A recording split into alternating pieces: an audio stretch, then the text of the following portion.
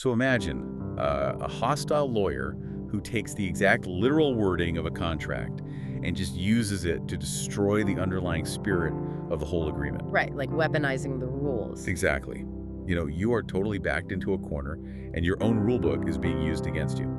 Welcome to today's Deep Dives, where we are looking at the psychological architecture of these ultimate gotcha traps. Yeah, and our source today is actually a daily devotional transcript by Pastor Hu Zikong, which builds on some writings by John MacArthur. Right, but I mean, we really want to stress that this isn't just a theological study for you today. It actually reads more like a master class in how to handle being backed into a corner. Definitely, because the mechanics of these traps, they're universally applicable. I mean, the text starts off examining that moment when Satan takes Jesus to the pinnacle of the temple and, tempts him to jump. Right, and the devious part isn't really the temptation itself, is it? It's the fact that the attacker actually quotes scripture.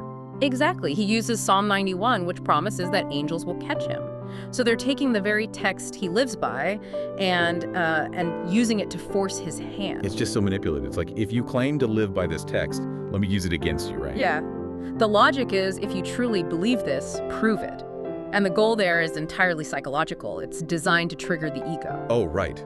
Because if you react out of that need to validate your identity or, prove your power right in that exact moment, you step outside your own timing. And you fall right into the trap. You really do. Wow. Okay, so weaponizing a text in private is one thing, but the source points out that the stakes escalate completely when this happens in public.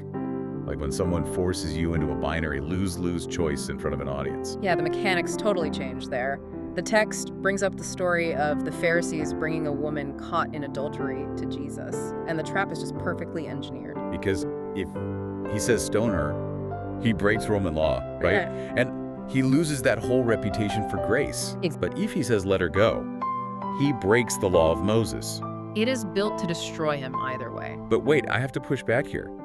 If she is literally caught in the act, any answer he gives destroys his credibility. I mean, it's a literal catch-22. How do you possibly escape a binary choice like that without blowing up your core values? Well, the brilliant thing is, you don't answer the binary question at all. Jesus just says, let the one without sin cast the first stone. Oh, wow. He completely shifts the focus. He really does. He dismantles the trap by changing the jurisdiction of the court from, a legal one to a moral one. The burden of proof instantly shifts from him back onto the attackers. Exposing their own flaws, he neutralizes the whole threat just by refusing to play the rigged hand. And escaping a rigged question like that requires immense discipline. But the ultimate test of that discipline, according to the text, happens at the crucifixion. Right, where the mockers are taunting Jesus to come down from the cross. They're essentially demanding a magic trick just to settle a petty argument. Yeah, and true power in that moment is exercising ultimate restraint.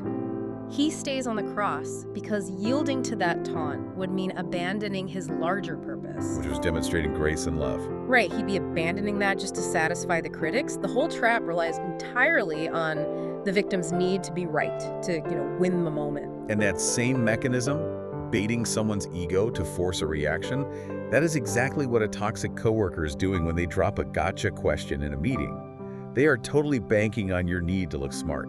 They really are. And the ultimate defense the text suggests is completely counterintuitive. It's humility. Humility as a tactical defense mechanism. Yes, not just a moral virtue. The source actually uses this phrase, seeing yourself as a mere grain of dust before God. When you admit your own limitations and refuse that urge to prove you're the smartest person in the room, you starve the trap. You starve it of the emotional reaction it needs to snap shut. Refusing to engage your ego just breaks the snare completely. It really does. Which leaves you, the listener, with a final thought to mull over today. If the ultimate strategy to defeat malicious traps is to embrace humility and admit our own limitations, well, how much of our daily anxiety is caused simply by our own ego trying to prove we are always right?